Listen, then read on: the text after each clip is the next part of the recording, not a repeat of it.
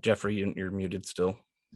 Yeah, hi. My name is Jeff Delaney. I live on Capona Street. I've been a Leilani resident for the last 11 years. And since living here and living through the eruption and the divisions that have come to my community, I think it's important that number one, we remove the LCA as plaintiff on the current lawsuit. If people want to continue the lawsuit with their own money, they're welcome to, but it shouldn't be, we shouldn't transfer that financial responsibility to the LCA. Next thing is we have to repair the LCA's finances. Basically, the road work was authorized to begin and it was completed before the board had secured adequate funding. So the LCA was on the hook for the $340,000 invoice, which has basically depleted all the cash reserves of the LCA. And we have to decide how we're going to deal with that and restore the finances of the LCA. And then secondly, I think we have to restore transparency and accountability in the board meetings. Let the residents have their fair chance to speak and air their opinions. After all, as board members, we're elected to represent the residents of Leilani. And if the residents of Leilani aren't allowed to participate in the discussions and give their opinions known, then we'll fail at that. And then the third thing I think we need to finally deal with the CCR is find an equitable and fair way to enforce or pursue CCRs and get the community's input and get a plan on how we're going to move forward on that. All right. Thank you, Jeffrey. And next we will go to Philip. Philip, you want to introduce yourself?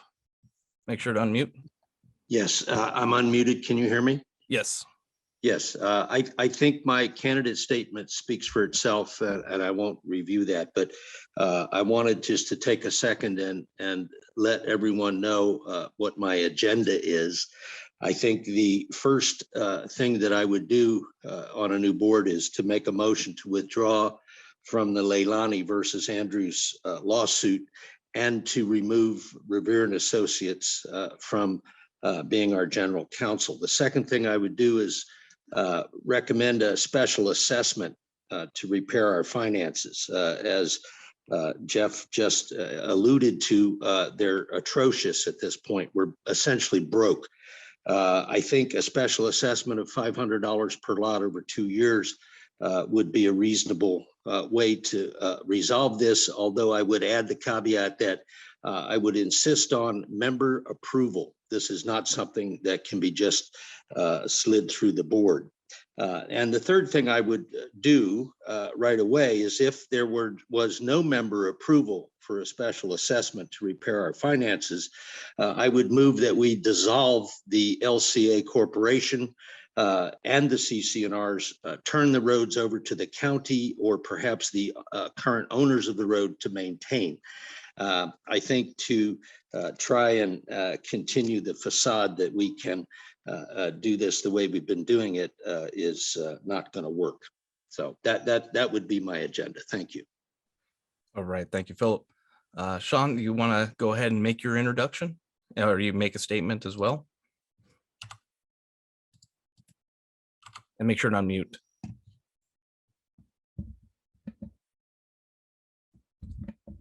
Is Sean here? I don't believe so.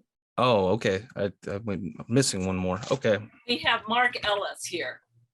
Oh, Mark is here now? Yes. All right. All right. I will read Sean's little statement then, just for brevity. Sean says, as a newcomer to Leilani, someone who has helped remove squatters and assisted the police with community issues, it is obvious a new perspective is needed to make Leilani great again. I believe career political approaches such as worrying about who has chickens is not going to solve the real problems that people in our community are legitimately concerned about: drug operations, chop shops, and prostitution. Change is hard, uncomfortable, and requires more than an empty campaign promise. It's time to stop electing the same archetypes, expecting different outcomes. I look forward to supporting the needed change and future productive discussions. And if he shows up, we will let him jump in as well. And we will go down to Mark. Mark, do you want to go ahead and make a statement or introduce yourself for everybody? Make sure to unmute as well. Gotcha. Thank you. Yeah, my My little blurb is online, so I'll just give a little more background. I originally came to the islands in 1980 and spent 3 years on Maui after bicycle camping all the islands and falling in love with the Big Island in the process. But I got the opportunity to work as a docent at Haleakala National Park on Maui. So I spent a good time learning about the natural history there. And so I kind of began volunteering in Hawaii. And ultimately, I was so fascinated by the natural history of Hawaii that resulted in my going back to college. So I'm kind of a late bloomer. And I just retired in December teaching biology at Utah State University. So I'm delighted to be here in Leilani Estates. Been here since 2013 with my wife, Reiko Hayashi. And I'd be pleased to volunteer again and be a part of the board. And after hearing a couple of the introductions, I'm already looking forward to working with other board members to do what we can to help the community run efficiently and pleasantly, and especially looking forward to meetings that primarily involve community members. All right. Thank you, Mark. Thank you. All right, Pete, you are up. You want to give an introduction or a statement? And be sure to unmute yourself. I think I have.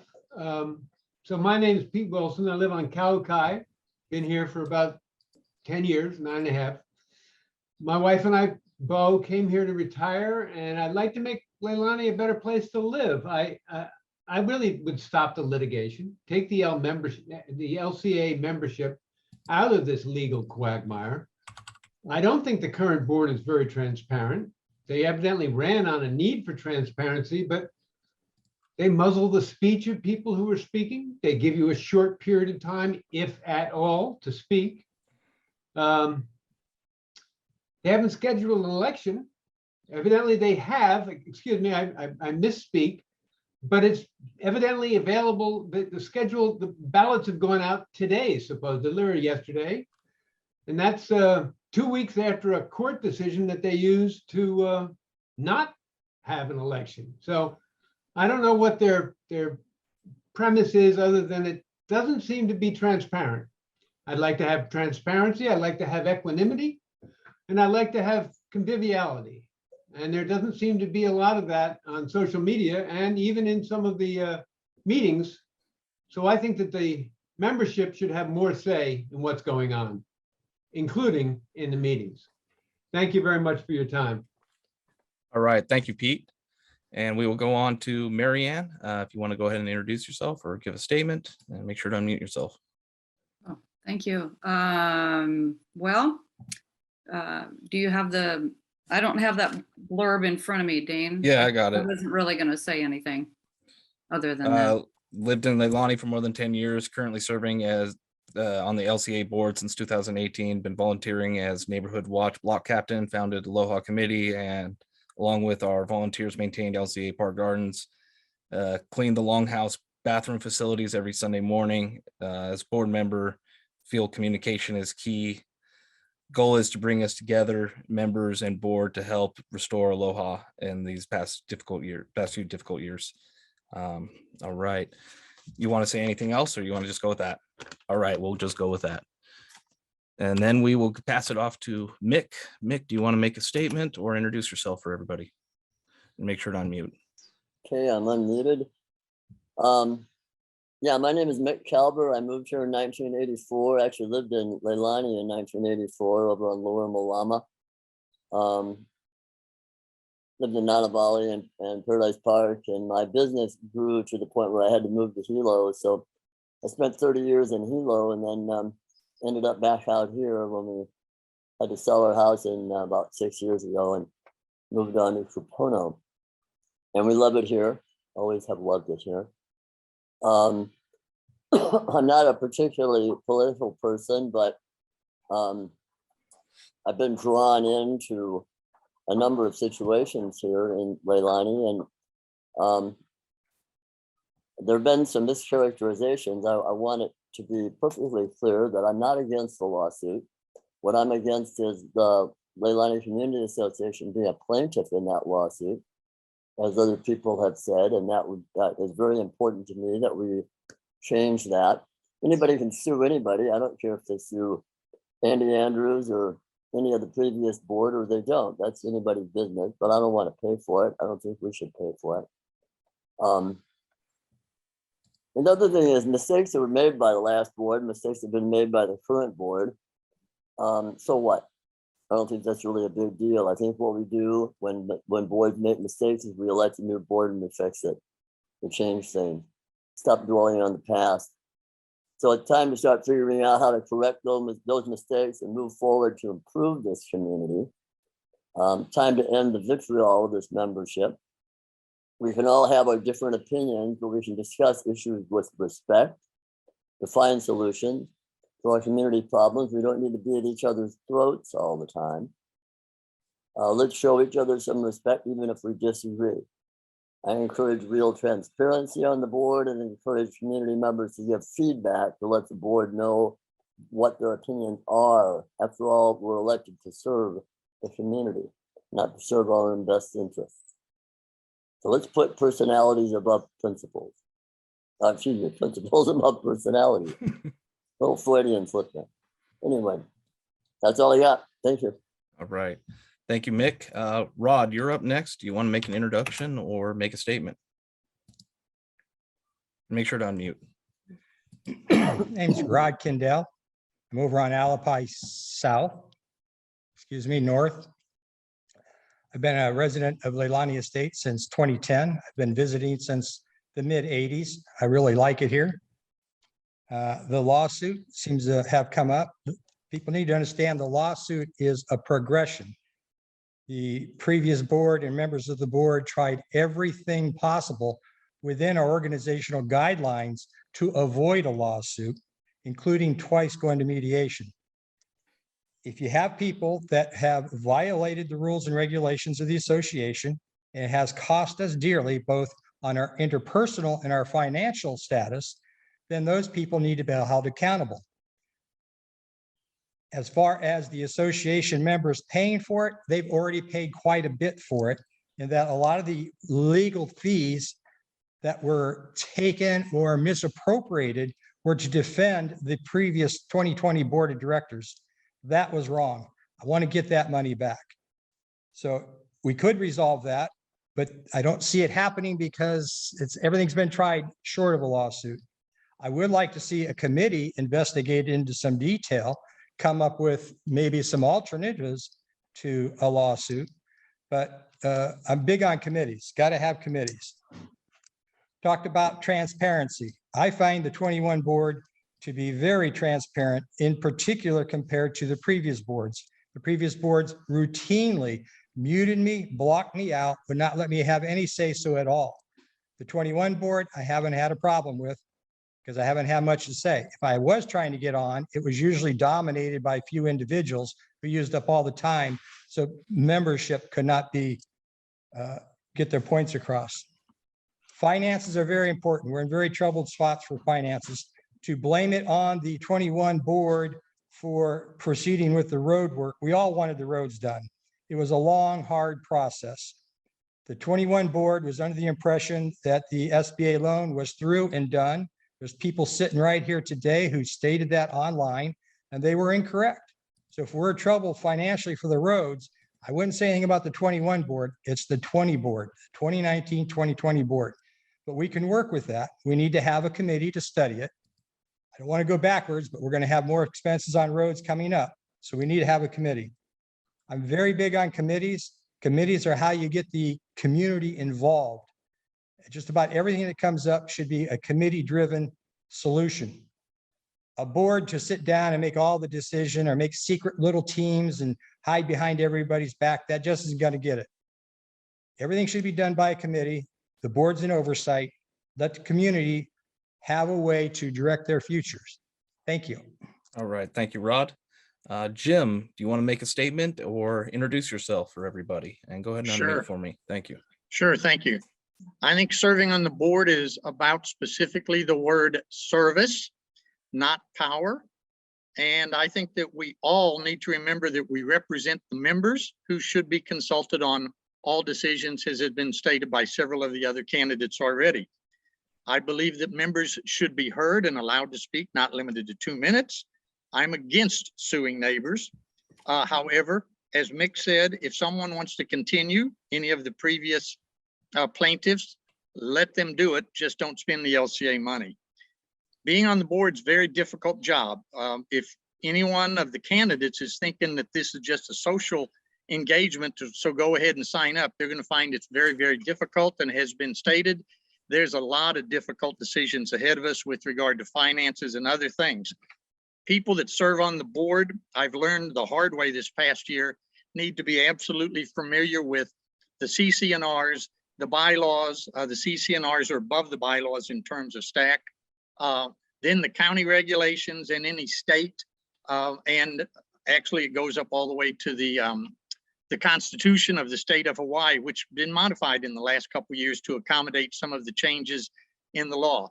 People need to be, if you're going to serve, familiar with those so we can make sure that we apply the rules properly instead of selective engagement and picking on certain individuals we don't like or don't want to have served.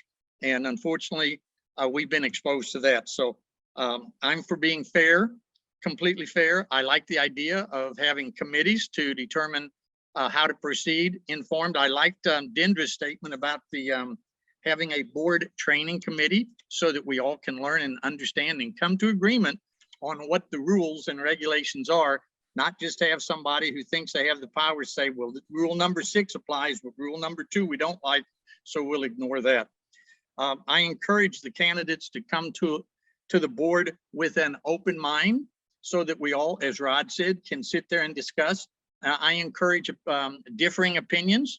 Never has bothered me to have somebody disagree. And frequently I find that once I hear their opinion, I can change my mind because I'm more educated. So hopefully people come with the spirit of agreement, moving ahead, looking forward. And I'm for healing the community and having this place become what we all moved here for it to be. Thank you. All right, thank you. And our final candidate that is here in attendance today is Steve. Do you want to go ahead and make an introduction or a statement? And go ahead and unmute for me. Sure. Hi, my name is Steve Izina. I'm pretty new to the neighborhood. I don't know people on the old board. I don't know people on the new board. So I think I could see things pretty impartial.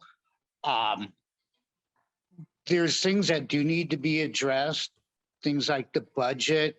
I think things should be community driven by community input.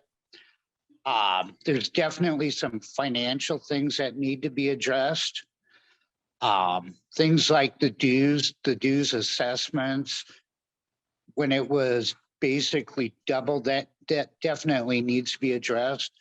Things the board should be focusing on are like mowing the lawns, taking care of the community center, dealing with the authorities on squatters and the problem houses. I've been on multiple boards, and you need to see things through other people's eyes rather than what you see things the way they should be.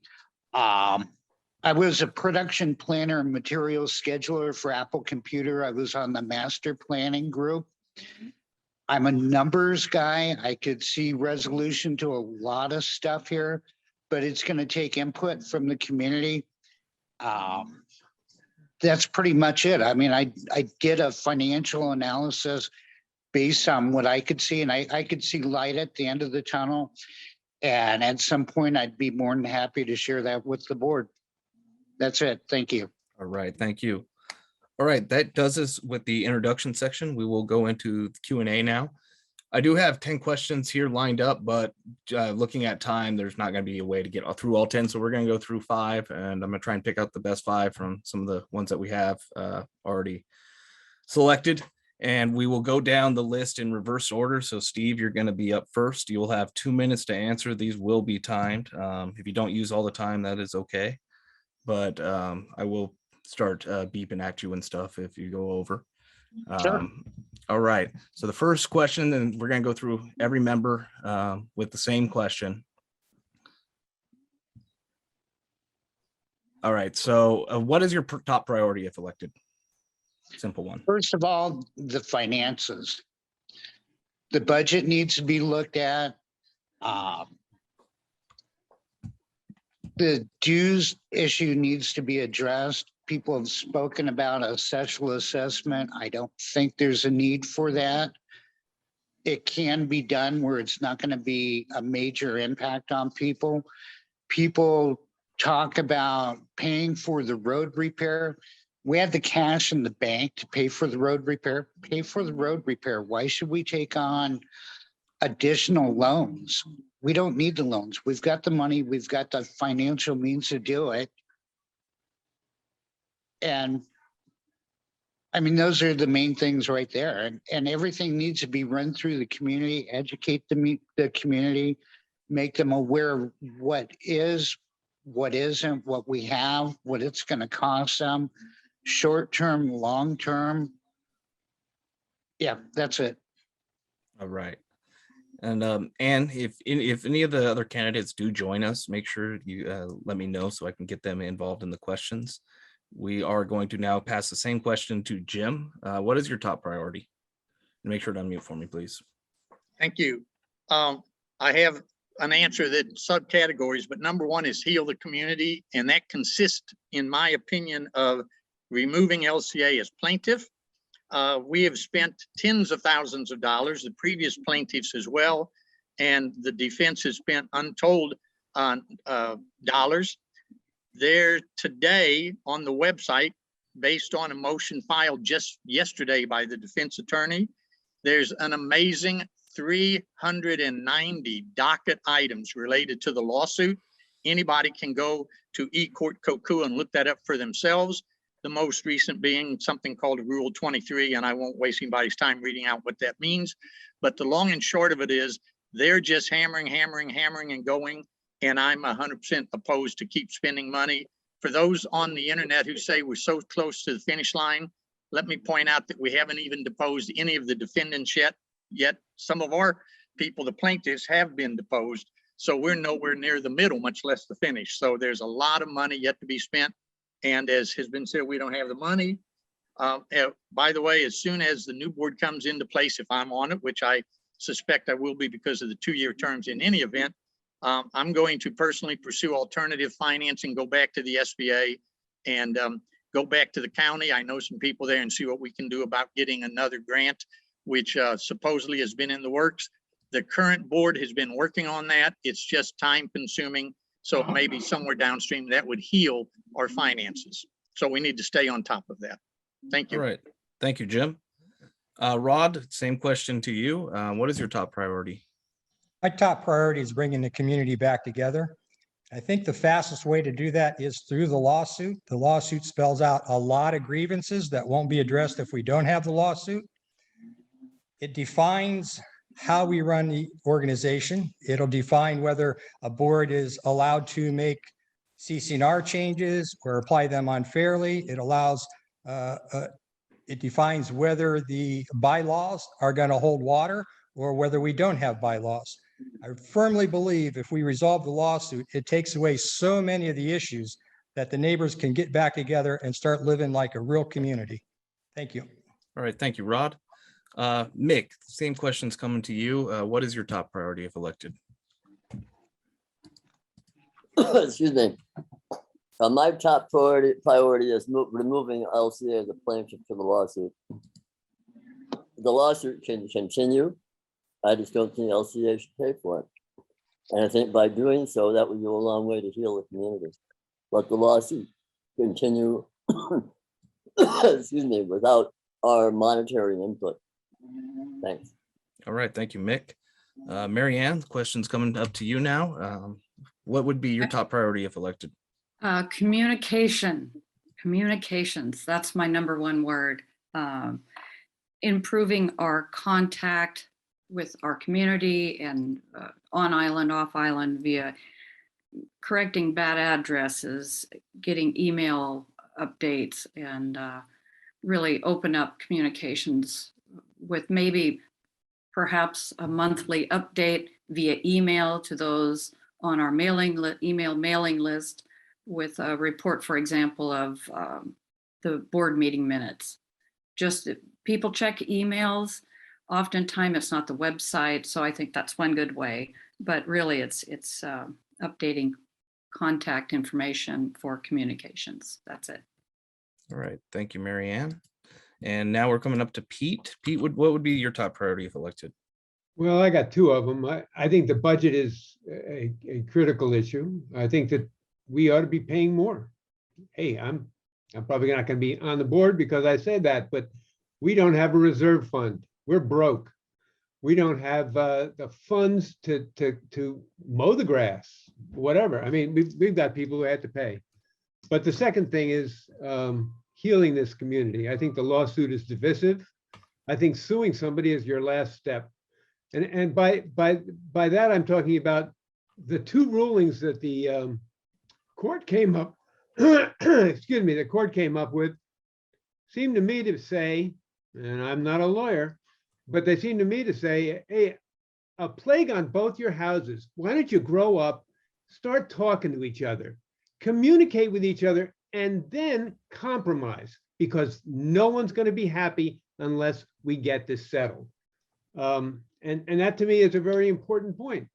There's no compromise. It is adamantine beliefs, and it doesn't work for me. And I just like everybody to get along, go forward.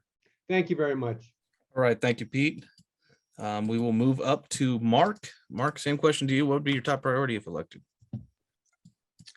Well, I am interested in seeing the lawsuit end, but that is again going to be a board and community decision. So it's not something that's going to take a lot of time. I'll just add my 2 cents that after 15 months and not one successful motion by the plaintiffs, it doesn't seem to be a serious lawsuit. And it does seem to be a serious drain on our money. So that's my position on the lawsuit.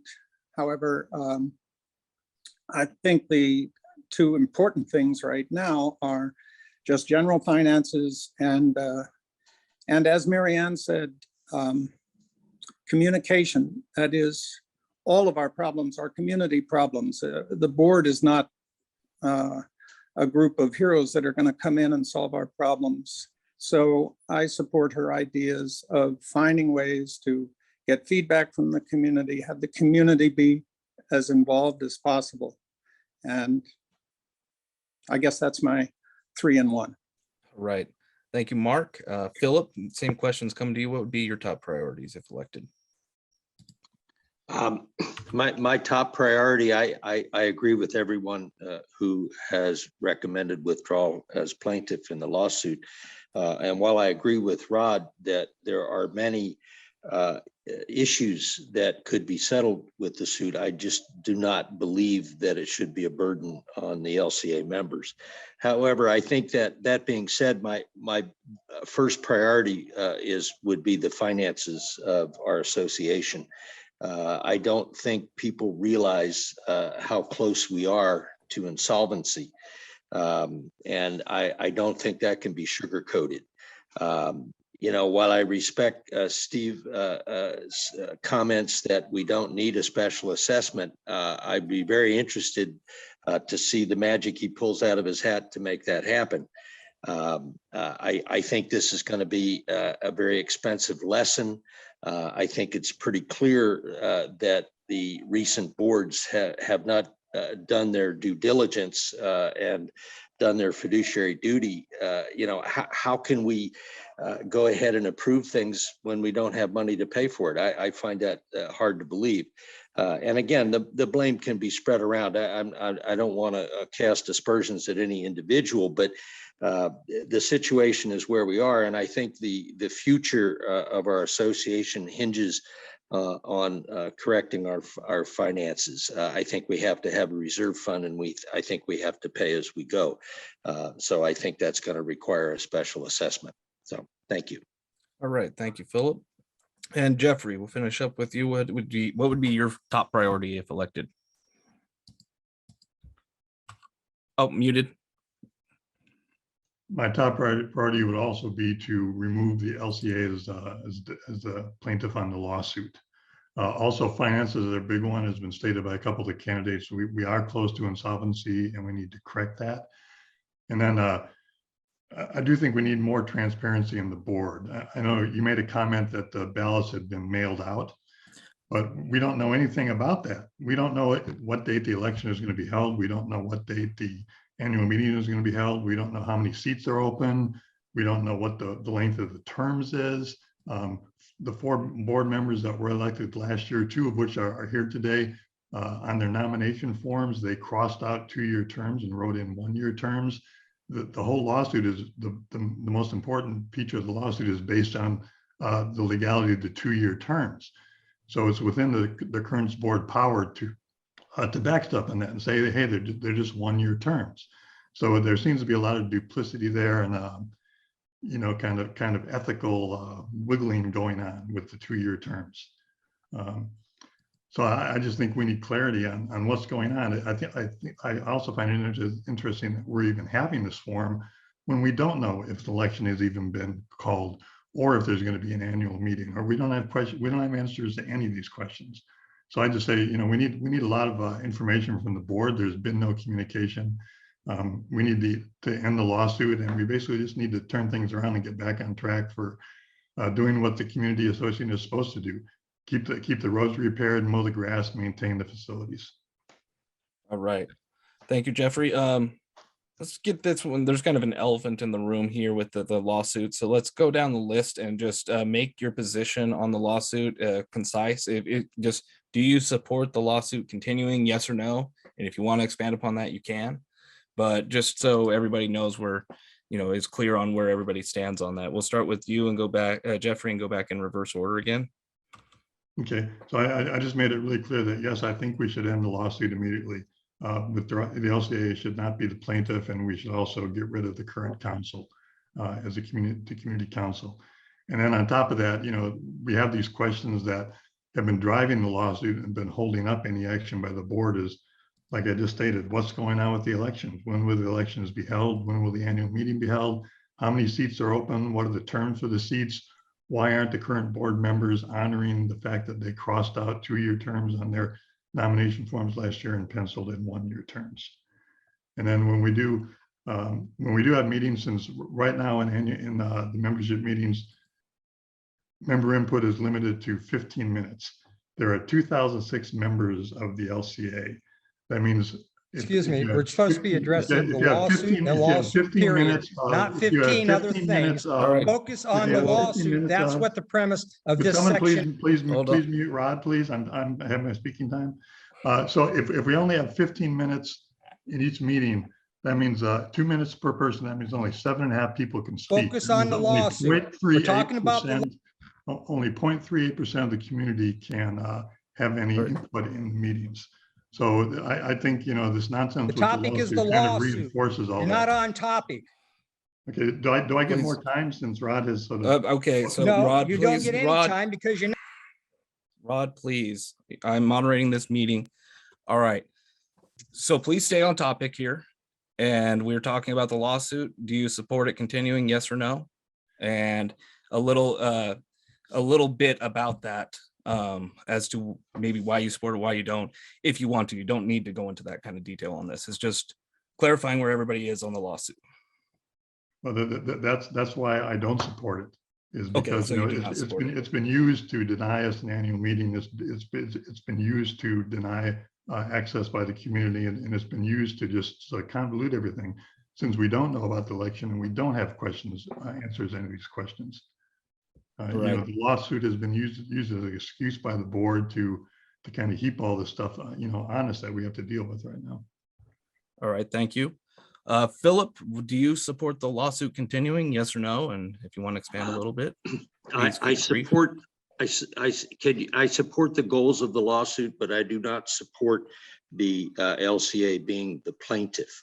And I think we need to address the questions about the election. This may not be the proper time, Dane, but I would like to address that at some point. Thank you. Right. All right, Mark, same question to you. Do you support the lawsuit continuing? Yes or no? And if you want to expand. No, I do not. As I pointed out, it clearly is not going anywhere, has never gone anywhere. The plaintiffs do not have legitimate concerns, or they would have been, their motions would have been approved. So it's a terrible waste of money.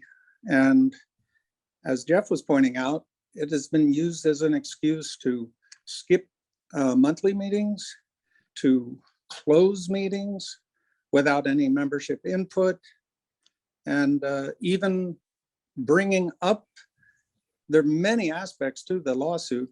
To bring any one of them up is to get responses from board members that that it has been raised before, merely because the word lawsuit was used. So this has been a terrible, has had a terrible effect on the community and no positive effect. So yes, I oppose the lawsuit. All right. Thank you. Thank you, Mark. Pete, same questions come to you. Do you support the lawsuit continuing? Yes or no? And if you No, want to I expand, don't you can. support any of the litigation that's been going on over the last 3 or 4 years, well, 2 or 3 years. If you're litigating, you're not talking, and the only people who are winning are the lawyers. The communication, as Marianne states, is the most important factor. And I agree with just about everything that Jeff says, including the fact that about I hate to use this word, but I can't come up with any other, the hypocrisy of the board going for 2-year terms when they litigated against that change of the bylaws. So it's a very, very complex issue, but I'm against the loss, any litigation. All right. Thank you, Period. Pete. Mary Ann, same questions come to you. To support the lawsuit continuing? Yes, no, and if you want to expand, you can. Thank you. As it stands now, I agree to not have the LCA as plaintiff. I'm, as Phil said, support the goals, but as it stands now, the other thing is, I was just curious how Jeff knew that the ballots, a couple of the ballots were crossed out, mine being one. I'm curious how he got that information, since he wasn't there counting the ballots. We'll Just have seems to a do little that odd. at another And day. just just to finish that, we're voted in for 2 years. Whether someone crosses something out, does that make that valid or not? I'm just curious. That's all.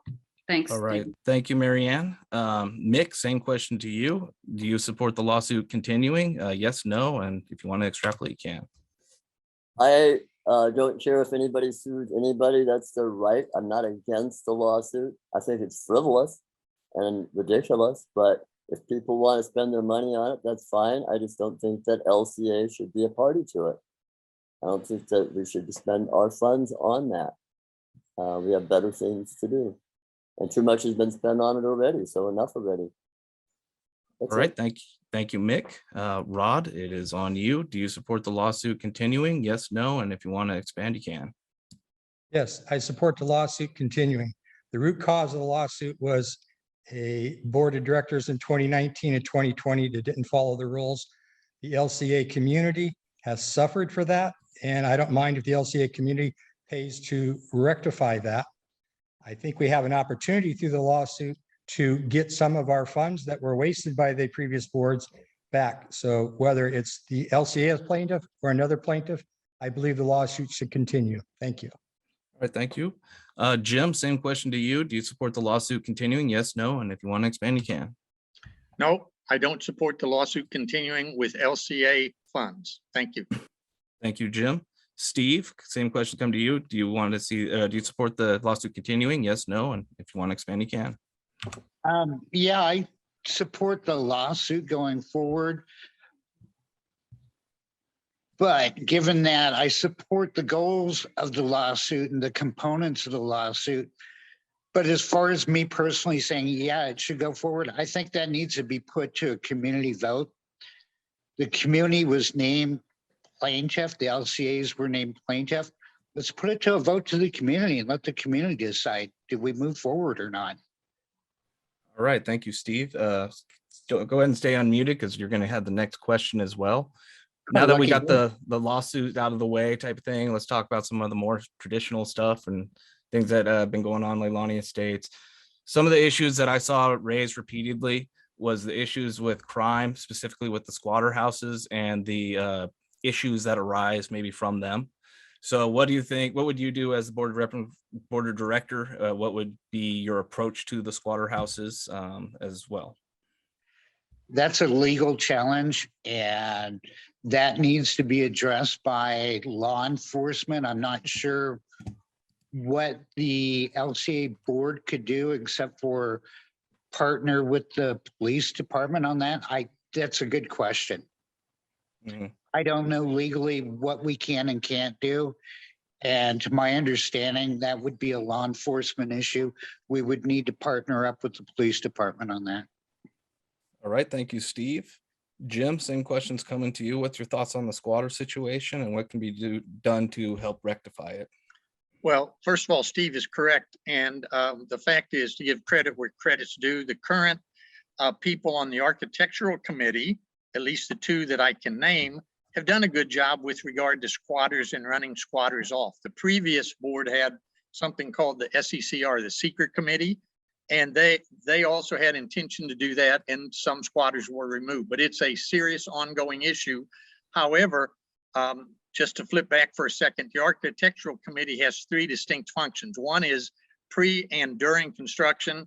Another is ongoing violations, noise abatement, and so on and so forth. Too many cars on a lot.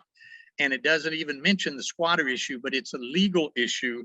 And yes, we need to be working with the police and run them out as quickly as we can and stay all over that.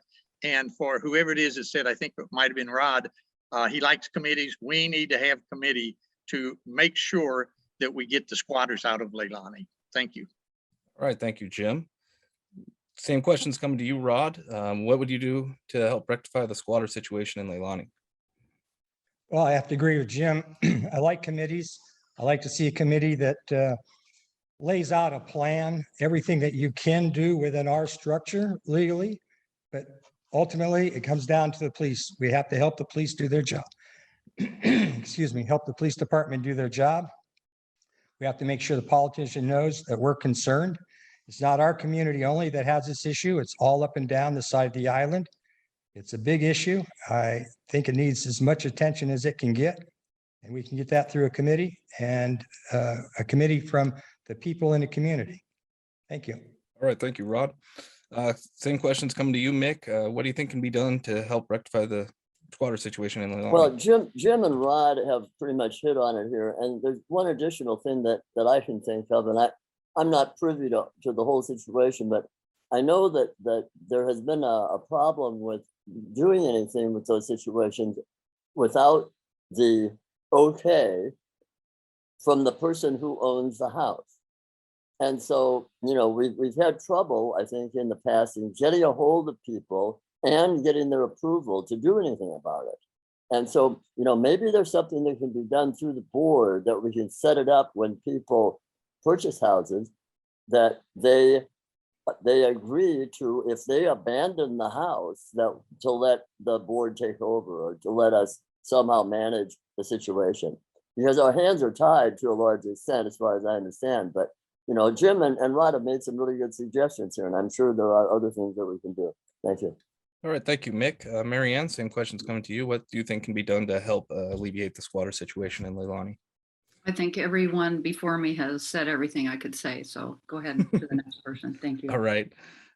Pete, same questions coming to you. Squatters in Leilani, what do you think can be done? Well, I was on the seeker committee that Jim alluded to.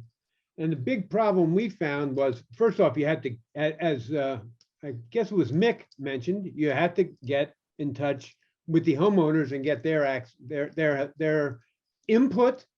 And that involves getting contact information for all the homeowners. The databases that we've got are woefully inadequate for 2,000 members. So that's another thing that has to be fixed. We had to get back in the 21st century. We can't rely on telegraphs, which is what the bylaws suggest is one of the methods of communication.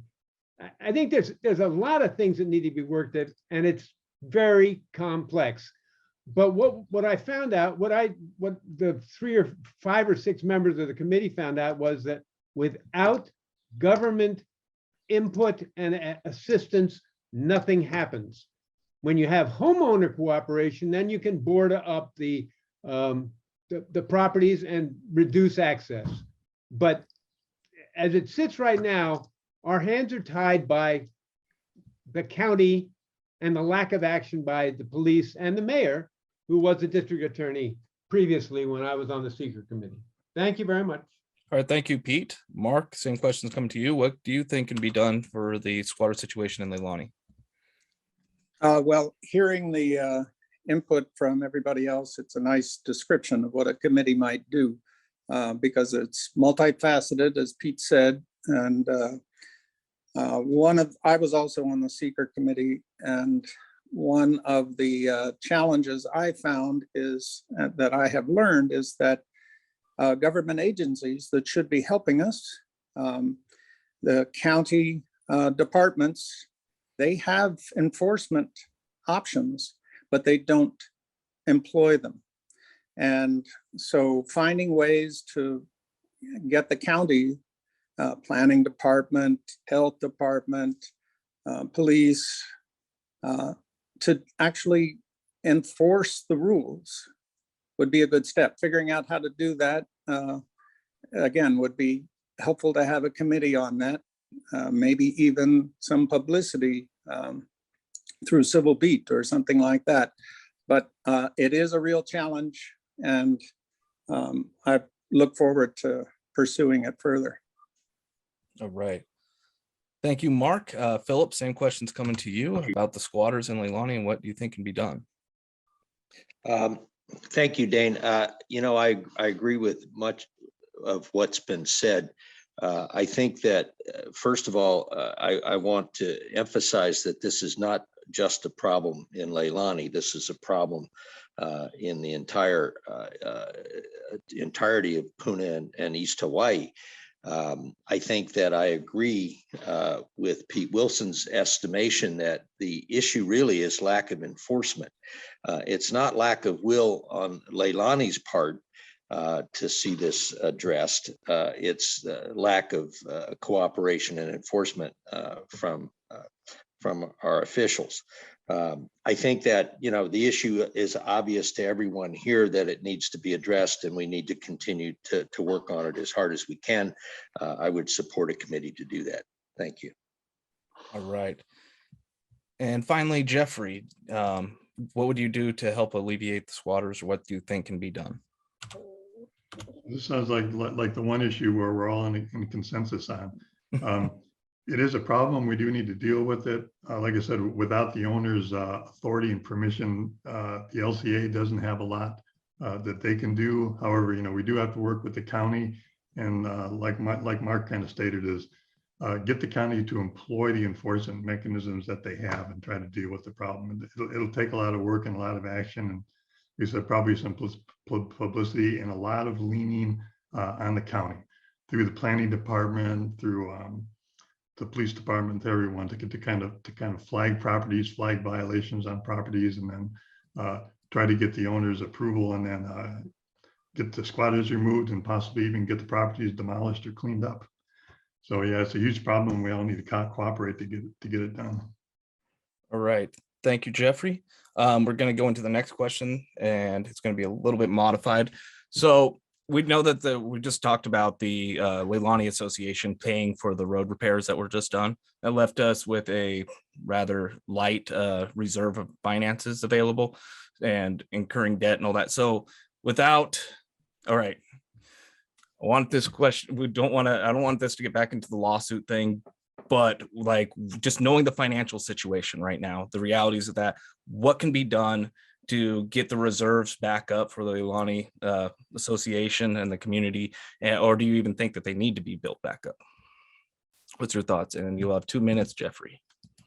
Okay, so the LCA has a fiduciary responsibility and a legal responsibility to maintain and fund a reserve account. So currently that account has been emptied to pay for the road upgrades.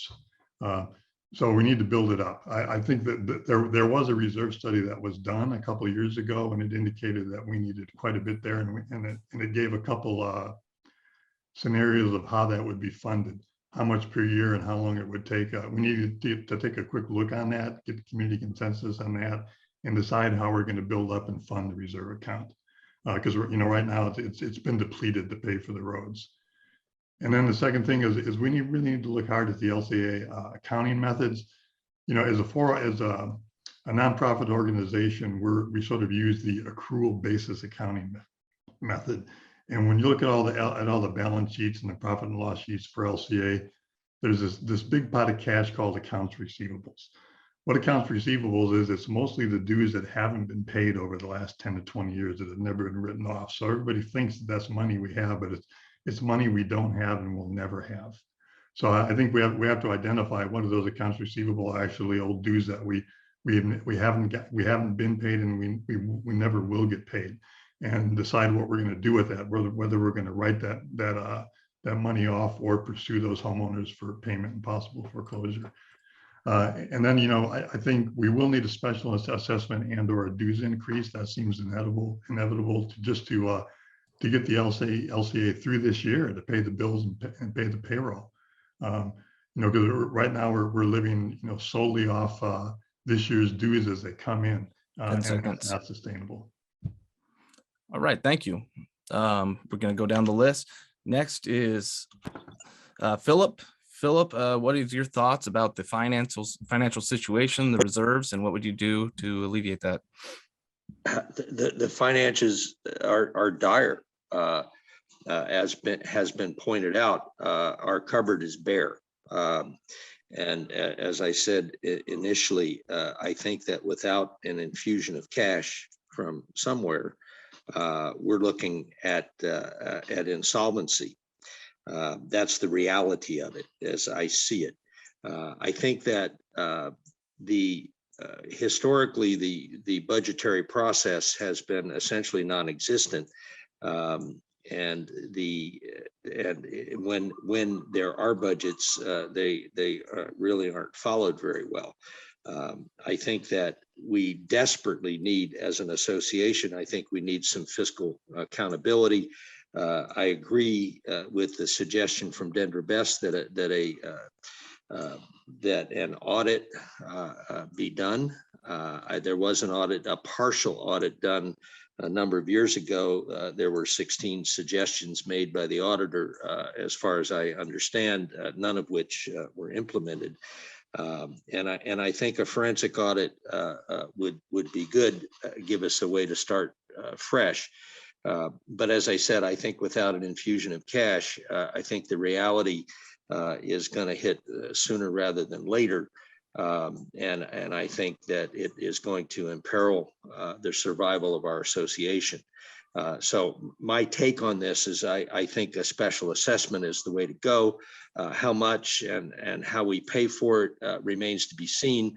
Those of you who are old timers around here remember that the roads initially were paved with a special assessment.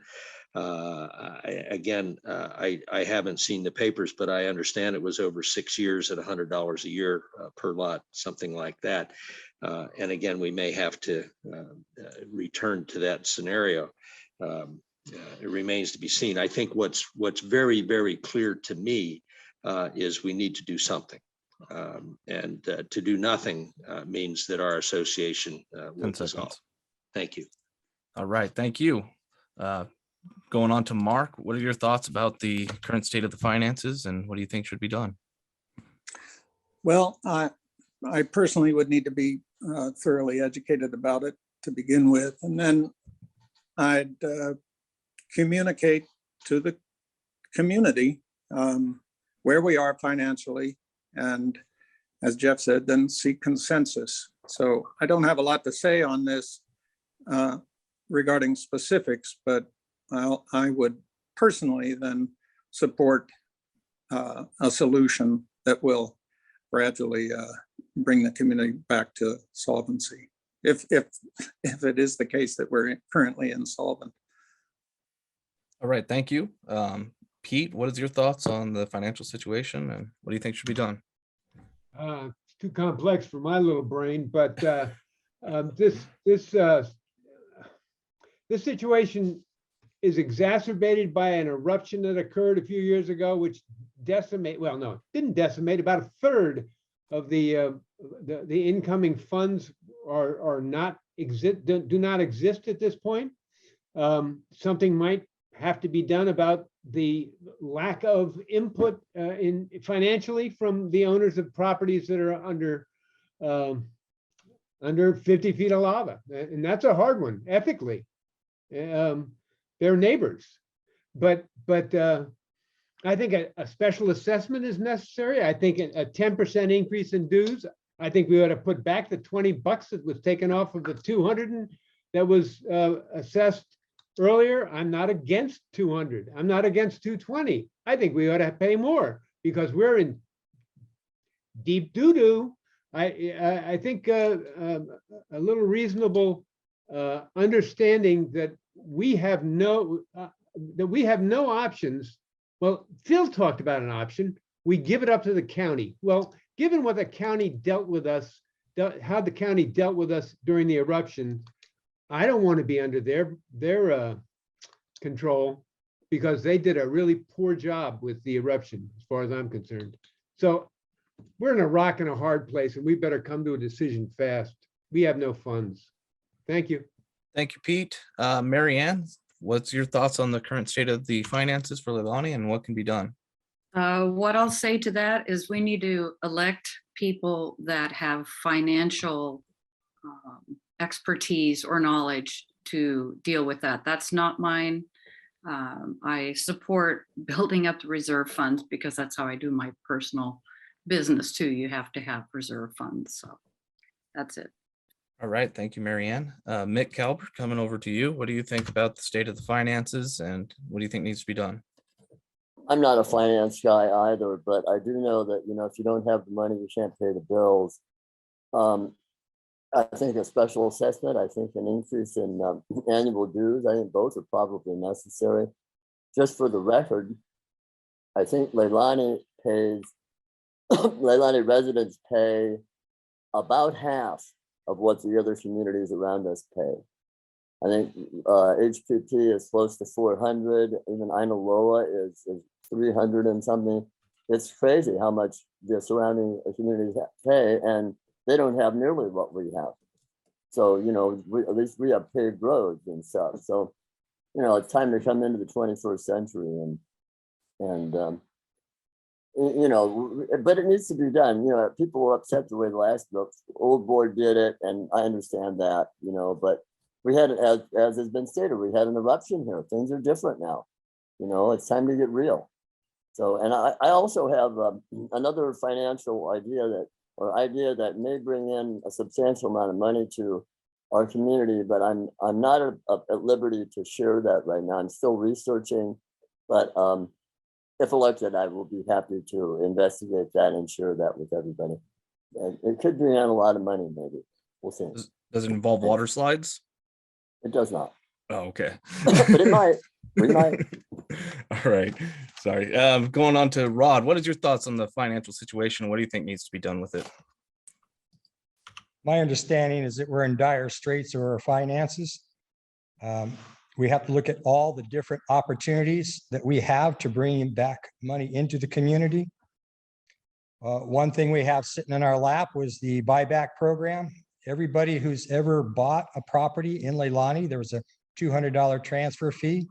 The county's just another individual buying a piece of property. We make sure we collect that money.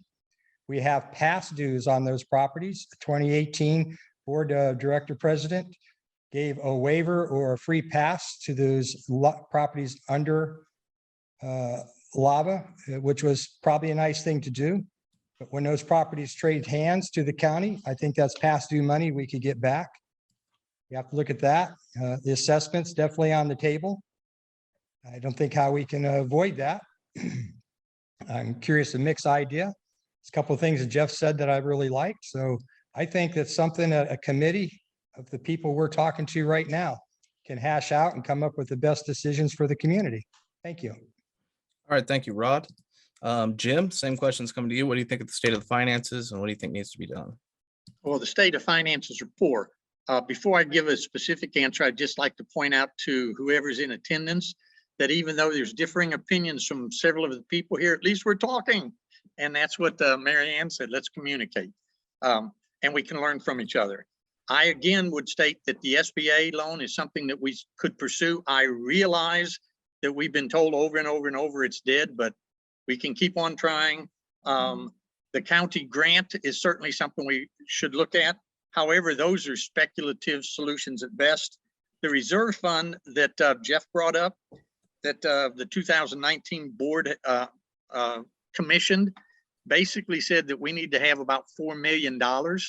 Just so we put this in perspective, if we raise the dues $100 a year and that money went into the reserve fund, at 20 years, that's 2.6 million, assuming everybody paid. And of course, we have a record of not everybody paying. But we're never going to get to the 4 million, even with an assessment of 100, not special for 2, 3, 4, 5 years, but for 20 years. So we're a long ways away from having the money we need. In addition to which, the roof on the pavilion at some point will have to be replaced and so on. And those monies would come out of the reserve fund as well. So we got some serious issues to discuss. Thank you. All right, thank you, Jim. Steve, same question coming to you about the state of the finances and what do you think could be done? On the state of the finances, we definitely need to have some budget repair done. We definitely need someone who knows about financial planning. Someone had brought up the fact that the accounts receivable is like in arrears of like 624K. That would help build the reserves, go after that. Even if we get half of that back, that'll be a big help. Look at things like grants, what money is available from the state, from the federal, from the county. I don't believe we're at a point where we need a special assessment yet. Looking at the budgetary numbers of the membership and what the annual dues are, I think we're in okay shape. We're not in great shape. We're not in bad shape. Just the numbers need to be crunched. We need to be aware of money we're spending and how we're spending it, and look at some of the other options out there to rebuild the reserves. That's it. Thank you. All right, thank you, Steve. And we're going to have the next question coming back to you as well. This one's going to be about the CC&Rs. What do you think about, have they been enforced adequately? What would you do to improve compliance, so to speak? What's your thoughts on the CC&Rs? I'm 100% behind the CCRs. Now, whether they've been dealt with adequately, I don't think so. For instance, the fee increase on the annual dues from $110 to $200, that was never put to a vote by the community. That was a group of people that decided, we're panicking, we need money, let's do it. That should have been put to a vote by the community. And if the community said, yeah, then it's all good. It wasn't done. So I think the board needs to adhere to the letter on the CCRs. All right. Thank you, Steve. Go up to Jim. What is your thoughts on the current state of the CC&Rs and what would you do? Would you do anything different? The answer is, unfortunately, we're governed by the CC&Rs. They were, according to information I've been told many, many times, transported over from the other side of the island. That specifically has to do with height of a house, but that's an issue that's not been enforced for a long, long time. So the CC&Rs have to be read in their entirety. It seems like certain people want to pick and choose item number 5 versus item number 1 or item number 21 and so on. So they need to be reviewed. We can have a committee sit down, also have a law firm who basically said, as relates to the election, by the way, the only requirement is that you're current in your dues. And so other people have tried to mislead and change the target and say that they've got to come on your property and do an evaluation when some of those people themselves are in question. At least that's what I've been told. So from the CCR perspective, read them in their entirety. If need be, seek good legal binding opinions and go from there, but don't just trust some of the people that have been elected to read and pick and choose and then get into selective enforcement. Thank you. All right, thank you, Jim. Rod, same question coming up to you. What's your thoughts on the CC&Rs? Would you do anything differently? Yeah, I don't think the CC&Rs have been enforced evenly across the community for a long time. That needs to happen. But it's more than just the CC&Rs. We also have the bylaws that put some teeth behind the CC&Rs. I understand in 1977, there was a bylaw change voted by the community that no director could serve if they were in violation of the CC&Rs. That's a bylaw. If it needs to be changed, there's a process to go through and change that. But the bylaws, I think, are the teeth of the CC&Rs. We have to follow our rules. It's black and white. You just read what's down there and follow it. If you want to change it, there's a way to do it. Thank you. Thank you, Rod. Mick, same question come to you about the CC&Rs, and we do anything different with them? Well, as has been stated here, the community hasn't followed the CC&Rs hardly at all. You know, they've been doing aprons, they've been doing roosters once in a while, but it's a very difficult thing to do. It's a matter of privacy, and it's a matter of, you know, there was a big discussion. Well, when I first moved here, the board before, I don't know, 3 or 4 or 5 boards ago, the very first board meeting I went to, they had a big discussion about drones. And a drone had been flying over somebody's house and ostensibly to look at CC&R violations. And people were up in arms. You know, they were big time upset about privacy. And I get it. But, you know, the precedent has been set to ignore CC&Rs basically, except for a few. And, or to be used periodically when somebody wants to get somebody else for something. And that's ridiculous. And actually, when you read the CC&Rs, a lot of them are rather draconian. You know, they really should be revised. But yeah, we definitely need to do something about that. We need to set a standard and stick with it. Thanks. Awesome. Thank you. Thank you, Mick. Mary Ann, same question coming to you about the CC&Rs. What do you think of them, and would you do anything different? Would I do anything different? Well, I'm not the enforcer. For my personal opinion, as a community member, I think our focus should remain on keeping our roadways looking nice and our community center looking nice. And what goes on behind your gate, my gate, I'm not as concerned about. Thank you. Thank you, Mary Ann. Pete, same question come to you. CC&Rs, what do you think of them? Would you do anything different? I agree with Mary Ann. What goes behind my gate, it's nobody's business. Not that I have anything to hide, but I also don't know that the privacy issue has been really addressed. When you can use Google Maps to find violations, just you zone in on certain properties and you'll see 2 houses. You can, I mean, this is not deep.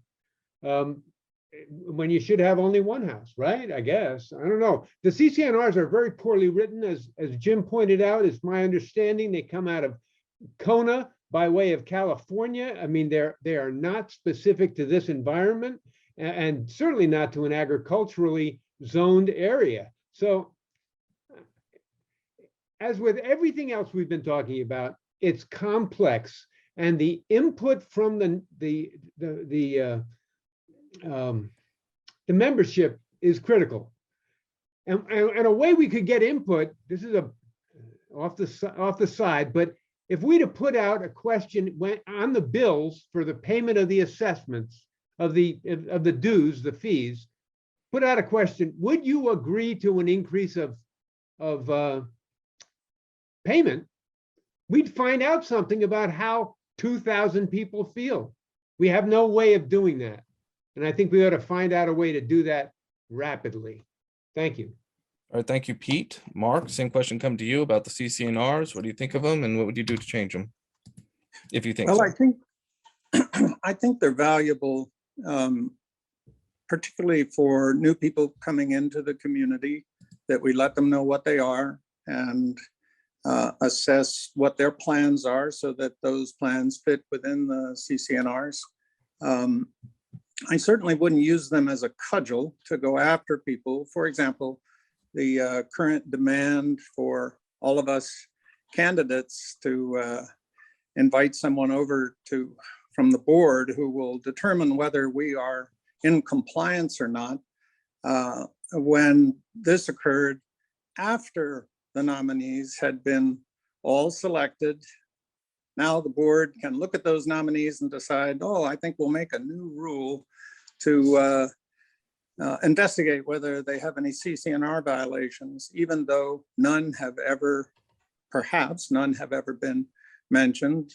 So I think they're valuable for new members to know what we're going after, what we're trying to do as a community. And then I share Marianne's concern, and as well as Pete's, that if there's no complaints, there's no reason to investigate all the properties. Furthermore, there's going to be a lot of things grandfathered in by properties that have already been built. They might have broken the CCNR too, but there they are. And other people now own them. They didn't violate the CCNRs, even though they have CCNR violations. So I think we can manage this intelligently 10 seconds.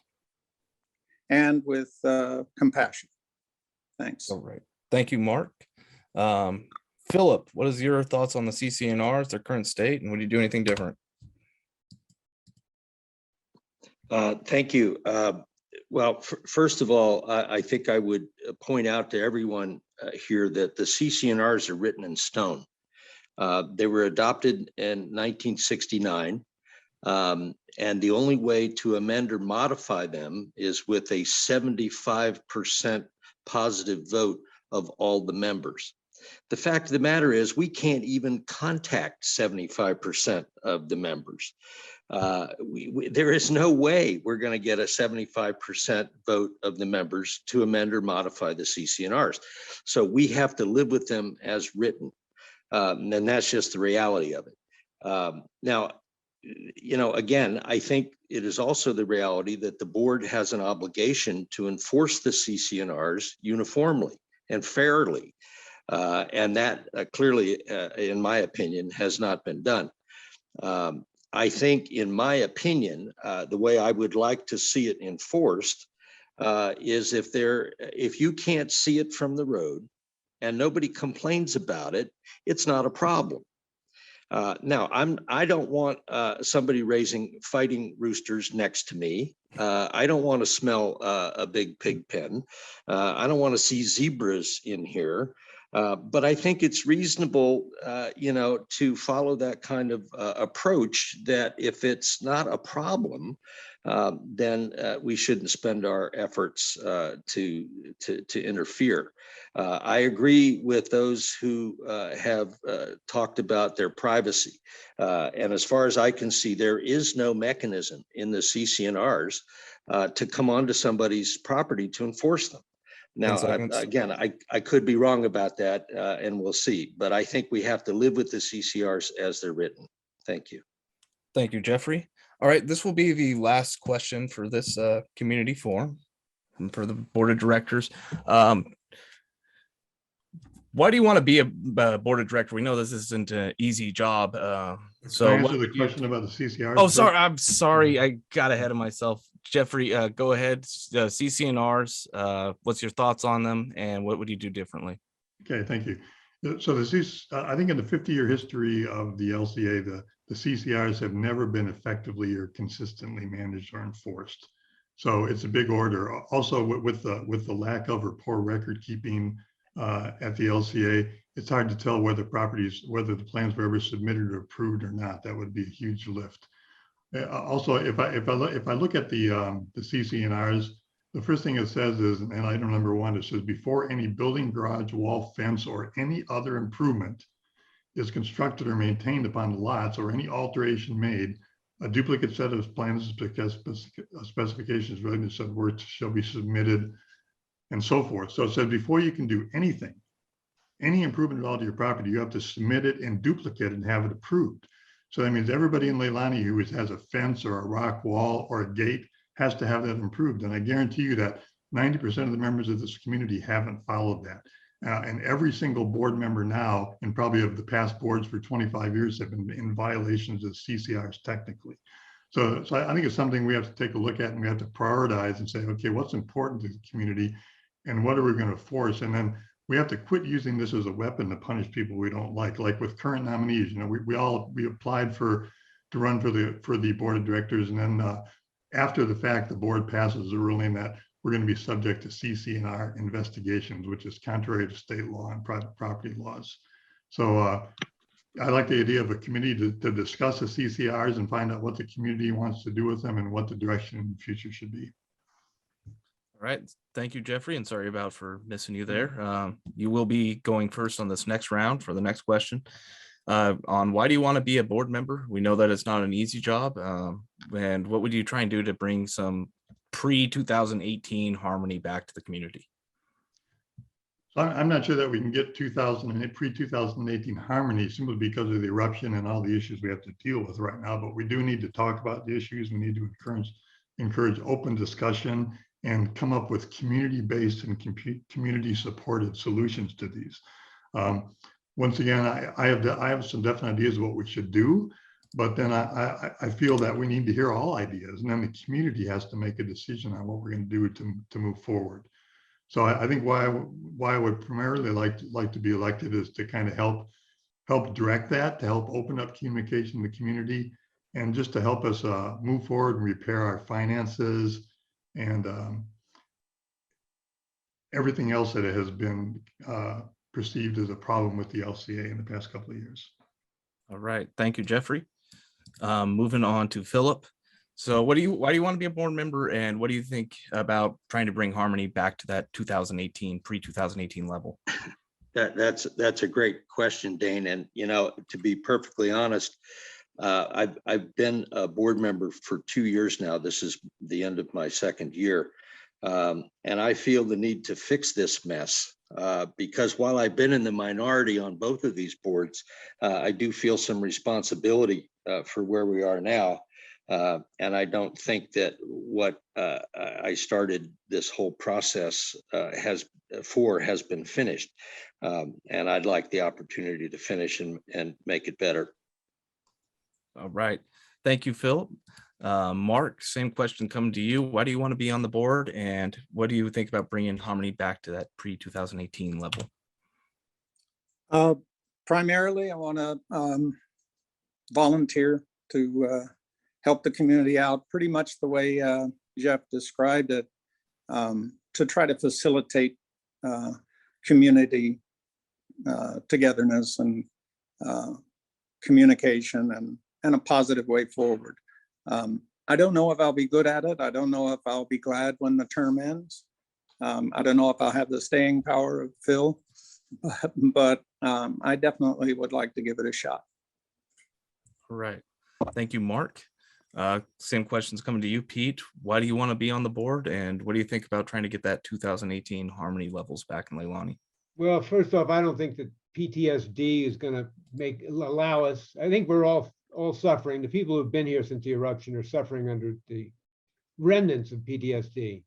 So given that dislocation that occurred, I also think I'm kind of a masochist because I'm going to volunteer. I'd like this place to be more in harmony. I'd like people to communicate and to be able to take an opposite opinion and not be vilified. To be an adult with adults with one another and let you have an opinion that's different from mine. That's great. We all have a right to have our own opinions, but we have to compromise. People don't seem to do it anymore. I like to get back to an idea of compromise, an idea of harmony. I'm just a dreamer, man. I can't help it. Sorry. Thank you, Pete. Mary Ann, same question to you. Why do you want to be on the board, and what do you think about trying to get Harmony back to those 2018, pre-2018 levels? First of all, I just want to thank everybody for participating today. This makes me so happy, just hearing everybody's opinion. And that's also why I want to continue to be on the board, to help move forward, communications, be a voice of reason. And then in my closing statement, I'll wrap this all up. Music in the Park, March 26th, 3 to 5. Let's bring some aloha back. Yep. So We'll do some grab your closing. picnic, you We'll know, do pack some your closing picnic and statements. grab a chair. Sorry, Dane, I'm done. We will do closing statements, so you'll have a chance to Okay. go through that. Mick, what is your thoughts on why do you want to be a board member, and what would you do to try and get that pre-eruption Harmony back? I think Pete really nailed it. You know, I would really like to see us be able to talk. This has been the most civil discussion I've seen in Leilani for a long time. I mean, we really have shared, and it's really a wonderful thing to see. And I think we can continue to do that, you know. But I also have to say that I don't think that we had kumbaya moments before 2018. I think what before 2018 was apathy. You know, when we had board meetings back then, nobody showed up. There'd be 10 people there in the audience, and it was a really honor. You know, now people care. You know, 2018 really changed a lot of things, and it changed us. And it really, there's a lot of PTSD around, and we need to chill out and talk to each other and listen to each other. We can do this. We have a lot of great ideas here have been shared. And by the way, my hat's off to a number of people in the community, Sarah and a bunch of people who have worked diligently on this water problem and cleaning things up. And, you know, a lot of people go unnoticed. They're not on the board, but you know, a lot of us around, there's a lot of talented people here. So, you know, maybe we can get to a kumbaya moment. Who knows? Thanks for letting me share. All right, thank you, Mick. Rod, what is your thoughts on wanting to be on the board? Why do you want to be on the board? And what do you think about those pre-eruption Harmony levels? Can we get it back? Yeah, hi. I think I want to be on the board because what I bring to it is what I call a letter of the law. It's black and white, what we're supposed to do and how we do things. And I don't want to see too much variance from that. But at the same time, I'm flexible enough that if a committee comes forward with ideas of change, and if the other board members outvote you, you can't just be a rock in the road. You got to get along and make things move along. Can we get back to harmony we had before? I think we can get back to better than that. I think as just the opportunities we have are vast in comparison to what we've been through. I think we can find a way to work together. And I like to emulate what I would call the Neighborhood Watch organization. So very well run. So much appreciation for the job they've done. I would like to see what they've done, see how they've done it, emulate it, and work on they are bringing so much cohesion. They're bringing so much support. I just want to copy what has been proven to be successful. And I think we get along, we can make that all happen. Thank you. All right, thank you, Rod. Jim, questions come to you. Why do you want to be a Leilani board member? And do you think we can get back to those pre-eruption levels of harmony in the community? Well, I like what Mick pointed out in terms of it may have been apathy for years and years. But I also like what Rod said in terms of we can be better, even better than. And so I'm looking forward to either of those. When I moved here, I came specifically to retire. And we saw this house online and moved here because we liked the house. The community was great. As the lady told me when I closed, you do realize you're moving into Lava Zone 1. And I said, what does that mean? And she said, your insurance will be higher. That was my degree of sophistication with regard to the bylaws, the CCRs, the state regulations. the Hawaii revised statutes and so on and so forth. This past year, I've spent a lot of time going through not all the minutes as president has done, but the bylaws, the CCNRs, state regulations, which modify what you can do, by the way, on agricultural lots, and so on and so on and so on. And I just want to be able to share that with the incoming people so that they also can do things correctly and understand, because a lot of mistakes are made, a lot of assumptions are made, and enforcement has been sporadic. And as I said before, specific enforcement, which doesn't do the community any good. So I want to come back and bring a little bit of expertise and knowledge and provide service to the community. Thank you. All right, thank you, Jim. Steve, questions coming to you. Why do you want to be on the board? And I know you're new to the community, but what do you think about trying to maybe increase the harmony levels? Are you muted, Steve?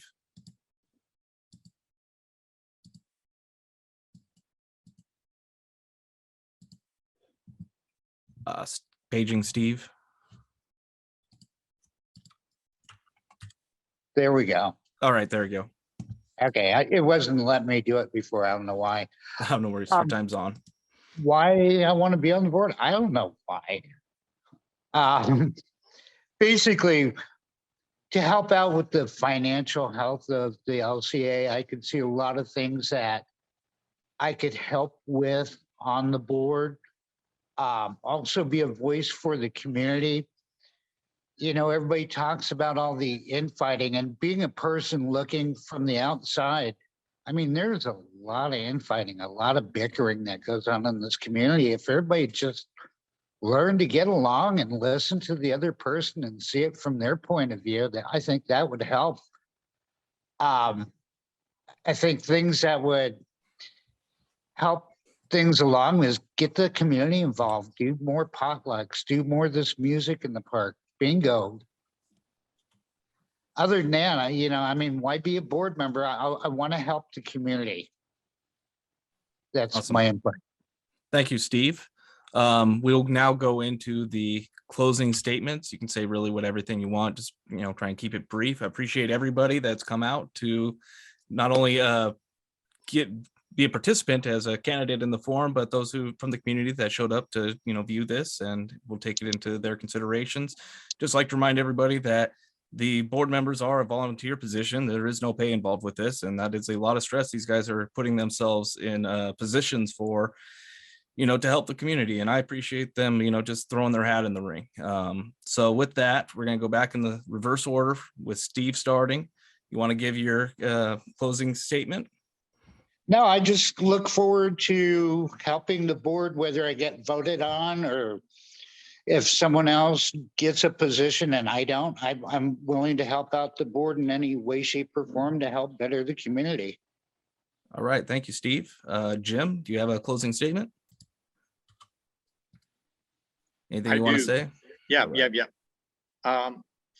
As someone pointed out to the board this week, for more than 50 years, the election's always been held in March. So I was pleased to find out that the ballots have gone out. It looks like there's going to be an election. Maybe there'll be an update from the election committee. I'm looking forward to moving ahead with new ideas. And Dane, as you said, and others have pointed out, this has been the best communication we probably had here in a couple years, maybe. And I'd like to see that continue. And everybody that showed the initiative to log on here, please consider, whether you're on the board or not, participating in some fashion on some of these committees that we've discussed creating for the betterment of this the association. Thank you so much. All right, thank you, Jim. Rod, do you have a closing statement you'd like to give? Yeah, thank everybody for showing up. Got some good ideas here today. I do want to make sure everybody understands how important it is to vote in this election. Even if you don't think you're qualified to vote because of past board actions, you should go ahead and vote. I think that we have a real problem here with past dues people not being members in good standing and can't vote. And the reason they're past due may be political. I think it's very important if all the people in the lava zone area be allowed to vote, as well as the people up the upper area. I would like to see a quorum or a opening of the vote, so every member has a vote this time, no matter what the infraction might be. Thank you. All right, thank you, Rod. Mick, closing statement. Do you have one? Make sure to unmute, yeah. I'm working on it. I'm slow. I've made my position very clear about the whole thing. I want LCA to be removed from the as plaintiff on the lawsuit. Beyond that, I have no agenda. Beyond that, I'm interested in having the types of discussion we've had today and solving the problems of the community and stop the fighting. You know, it's an easy thing to say, but, you know, I think we can do that. And I think we can be transparent. I think we can let the community give us feedback. You know, I think we need to investigate how to do that, how to get feedback from the community, because it's not easy. A lot of people, you know, some people use social media, some people use the internet, some people don't. You know, we have a wide variety of people here, not to mention all the people that are MIA because of the eruption. So it's not going to be easy, but I think we can, I definitely know we can do better than what's been happening. Thank you. All right, thank you, Mick. Marianne, any closing statements? You're mentioning something about the park.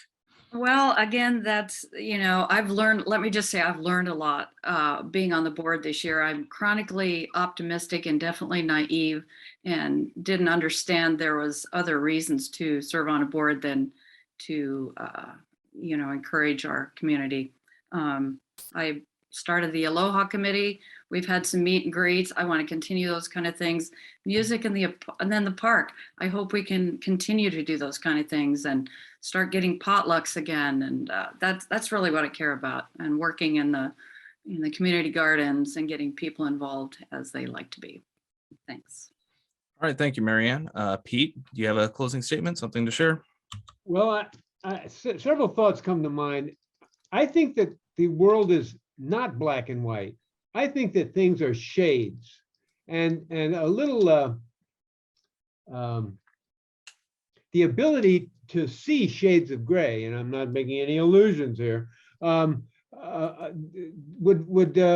really help us all, because everybody's got a perspective and those perspectives should be honored.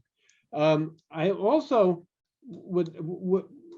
am worried because I only see that there are 34 participants in this. So I hope that this will be shared out to a YouTube audience, and that will be passed around in some fashion, email, although we don't have telegraph, but you know, some method would be to communicate to the greater audience that deserves to be informed about what all of us have a stake in.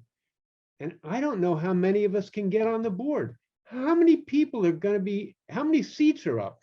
I don't know. There's a lot of confusion here, and I'm sorry to say I'm confused. But I thank you all for being here, and I hope we can all work together.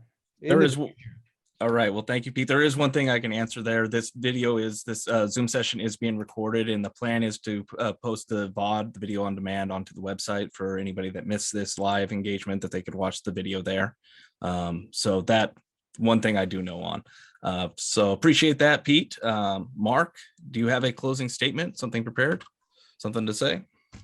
Definitely nothing prepared, but thanks very much for running this forum so beautifully. And I really appreciate the input from everyone on it. It's given me better perspective.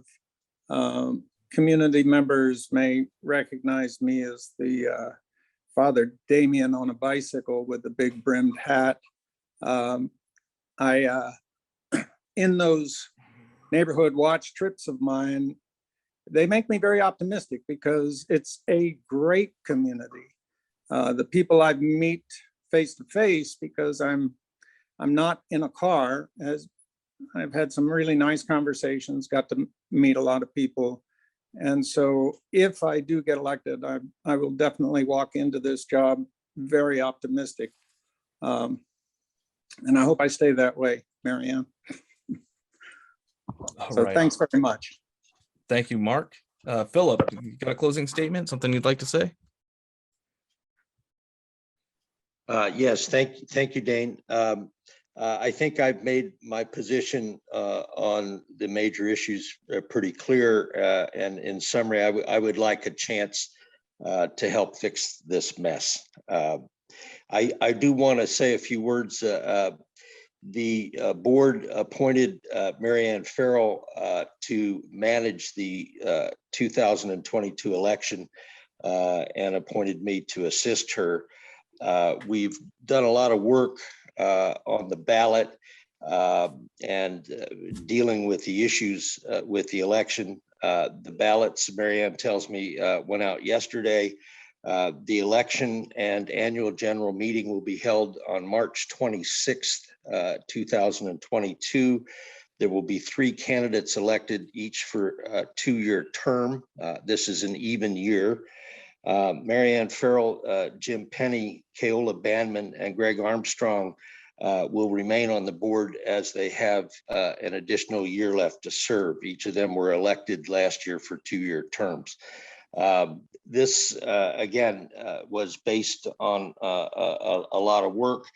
And this was what we've come up with, and that's what is going to happen. The ballot should arrive fairly soon. Hopefully, this will give enough time for everyone to consider the candidates and to vote accordingly. Again, there will be 3 votes per lot, as has been done before. So hopefully that clarifies things. Thank you. Yeah, thank you, Phil, for that little clarification. Jeffrey, do you have a closing statement, something you'd like to share to end us off with? Jeffrey, are you unmuted? Yeah. Oh, there you go. Yeah, thank you. So once again, much like Mick said, my only agenda coming in if I'm elected to the board would be to remove the LCA as plaintiff in the lawsuit. Other than that, I'm looking forward to opening up communications with the community, making all board functions and meetings a lot more transparent, encourage community input, encourage committees. And once again, I'd just love to have the opportunity to help solve all the problems that we're faced with now, morally and financially.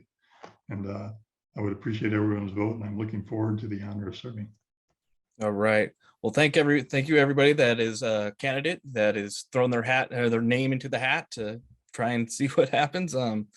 Appreciate everybody that showed up here to go over the candidates and review some of and get to meet some more people that we maybe haven't been introduced to before. So I appreciate everybody that came out. The ballots are in the mail, so be on the lookout for those in your mailbox, and appreciate Phil with that little bit of extra info at the end about some of the details on those ballots. But other than that, that concludes this candidates forum. Thanks for moderating, Dane. You're the man. Thanks for moderating. Yeah, no You did a problem. great job. Great job. Thank you. All right, guys. Until next time, until those votes get counted, take care. Stay classy, Puna. Aloha.